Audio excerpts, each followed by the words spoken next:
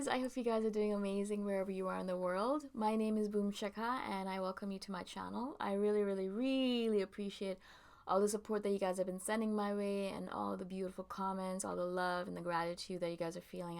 I really appreciate it. In this video, I wanted to speak to you guys about the fact that INFJs have a savior complex. It's really important that you guys realize this fact, because not only does it take away from ourselves, our energy, but it also takes away from the world. Now, I really want to explain this because it's really important you guys understand this and stop doing this savior thing that we do, okay? Now, think about it this way. When a child is born, like a baby is born, or when any kind of baby is born, a baby deer or a baby piglet or whatever it might be, right? Like when they're born, a lot of animals in the animal kingdom, a lot of animals, mothers, what they will do is, they'll take care of them for the first few hours, maybe first few days, but then they will push them out of the nest. They will push them out of wherever they are and encourage them to go out and be their own person. Now, they do that in the animal kingdom very fast, but unfortunately in the human kingdom, they don't do that very fast. And a lot of parents are so overprotective that they're still taking care of their babies, 30 years later, 40 years later, in their 50s, 60s, 70s, right, until they die. Now, what happens with that is that if you take care of someone too much and you don't let them experience the world, you don't let them understand how the world works, and not only that, you don't let them experiment or experience their own strength, right? You need to experience your own strength to realize you are strong.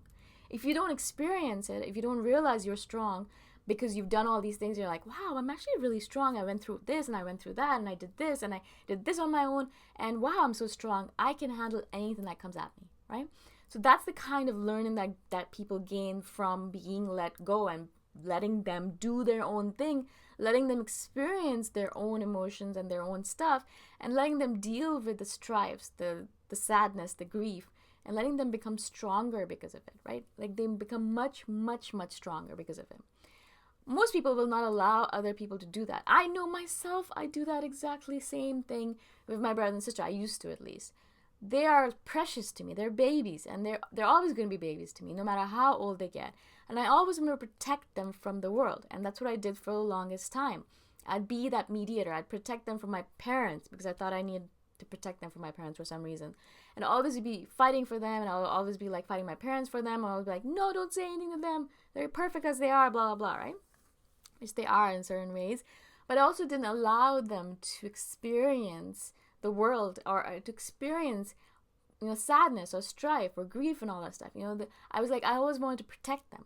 Eventually, obviously, I realized, they need to experience it, because I realized myself when I experience all of these different things that I experience, all the difficult things and the good things, I grow as a human being. I become so much stronger. Right now, as I am so much stronger than I was a long time ago, or even a year ago, 2 years ago, because all of the different things that I've done in the last 2, 3, 4 years have made me realize how strong I am, how capable I am, and how I can completely rely upon myself, because I can take care of anything and I can do anything that the world puts at me, right? I can take care of everything. I can handle anything that comes at me. I am so strong. And I only realized that fact because I started doing things on my own, because I left my family home. And I left and I started roaming around the world, and I started trying different things out. I started meeting new people, experiencing new cultures, and just relying upon myself, upon my own strength only, right?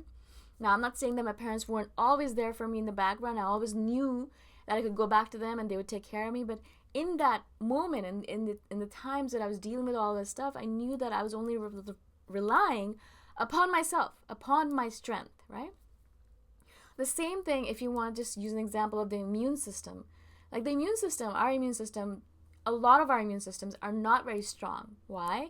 Because as soon as we get a headache, as soon as we get some kind of a cold, or as soon as we get the flu or anything like that, what's the first thing we do? We take some medicine, we take some antibiotics, we take something, the chemical from the outside in, that protects us. Now, yes, of course, it protects us and makes us feel better.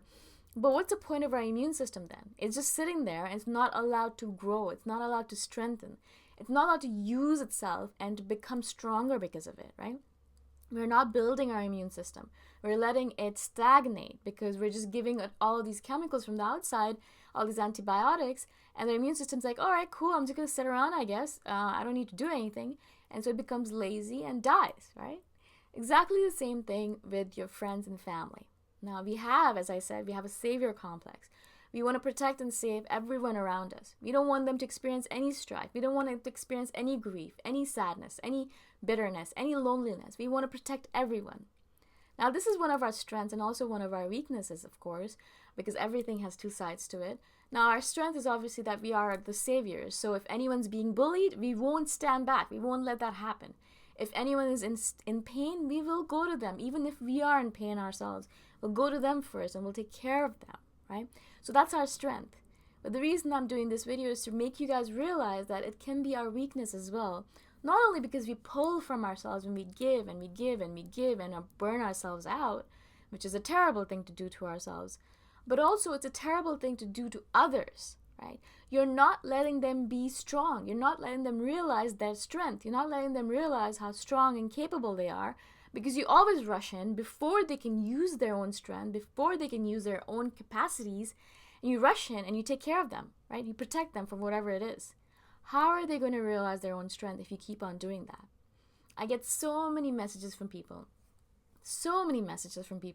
saying, oh, my friend, she's dating someone and I think he's terrible for her. I really want to protect her. Or my other friend, or my sister, she got married to this guy and I hate him and I want to really help her get out of that relationship, blah, blah, blah, blah, blah, right?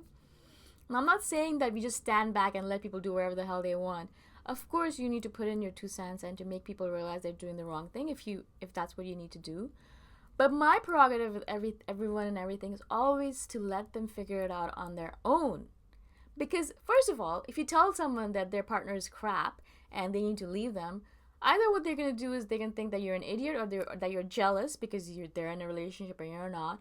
Or they're going to think that you're trying to break them up because you're lonely. I mean, there's always all these random things that might come up and you might lose your friendship with them, right? Why? What's the point of that, right? Why not? Why do that? Why do that to them? Why do that to yourself? What I usually do is I let people figure out all this stuff on their own. If they're in a bad relationship, they will figure it out eventually. Now, of course, I can give them a little bit of advice if they ask me for it. Only if they ask me for it. But if they don't and they think they're in the perfect relationship and everything is fine and dandy and everything is just perfectly aligned, then I just let them be. Because what is the point of me sticking my nose into it? What is the point of me putting my leg into it? There is no point. All it's going to do is create strife in between me and my friend. And why do I need to do that, right? There's no point in that, right? So mostly my policy now, not before. I used to be exactly like that before, but now what I'm trying to do is step back. Let the person experience all the stuff that's going on with them themselves. Let them learn what's going on with it. Let them learn. Let them use their strength. Let them use their emotions. Let them use all the different things that they have been born with, right? How else are they going to grow? How else are they going to learn? How else are they going to move forward and upward? How else? Just because we are strong and we went through all that stuff, we think, okay, we need to protect everyone. But how are they going to learn exactly the same skill sets that we have, right? The only way we became so strong as INFJs, I believe, is because not only genetically, obviously, but also mostly because of our environments. We went through a lot of shit in our lives, and that's why right now we're so strong. You don't want other people to have that advantage as well? Why not? Why always put your nose into everything? Why always try to protect everyone around you, right? Don't do that. Not all the time. It's all right to do it sometimes, of course, when you really feel that there's a need for it. But mostly I would say try to let that person learn their lessons on their own. Try to let them use their resources on their own. Let them use their strengths and weaknesses and let them learn more about themselves, because otherwise you're just paralyzing them. You're giving them a disadvantage. You're not letting them take advantage of themselves, right? Of course, if they ask for help, please do help. It doesn't mean that you don't help at that point either. If someone asks for help, help. If someone asks for advice, give them advice. If someone asks you to come in and step in, do that. But mostly try to be on the outside. Don't let your savior complex get in the way of their learning and also of your own growth, okay? I hope this makes sense to you guys. I know this is going to be very difficult for a lot of you guys to follow because, we have a savior complex. We want to save the world. We want to protect everyone in the world. We don't want anyone to feel any unhappiness. We don't want anyone to feel any bitterness or sadness or anger or fear or doubt. We want to protect everyone. I know that, right?